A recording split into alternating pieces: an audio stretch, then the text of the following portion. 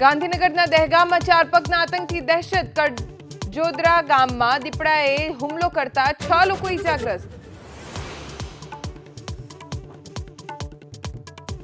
દેવભૂમિ દ્વારકા જિલ્લાના વાતાવરણમાં પલટો. કલ્યાણપુર, હાબરડી, મોટા આસોટા સહિતના ગામોમાં કમોસમી વરસાદ.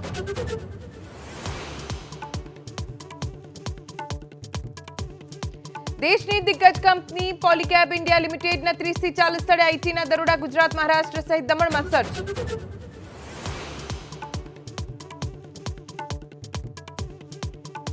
જેટકોની પરીક્ષા રદ થવા મુદ્દે રાજ્યમાં કોંગ્રેસ આક્રમક. વારંવાર ભરતી પરીક્ષા રદ થવી તેને શક્તિસિંહ ગોહિલે ગણાવ્યું ભાજપનું પાપ. સાંસદોના સસ્પેન્શન વિરુદ્ધ ઇન્ડિયા ગઠબંધનનો દેશભરમાં વિરોધ. ખડગે, રાહુલ ગાંધી સહિત અનેક વિપક્ષી નેતાઓ જંતર મંતર ખાતે પ્રદર્શનમાં જોડાશે. ઓલિમ્પિક મેડાલિસ્ટ સાક્ષીની નિવૃત્તિ પર ગરમાયું રાજકારણ. કોંગ્રેસે સરકારને પૂછ્યું, દીકરીઓના અપમાન પર કેમ ચૂપ.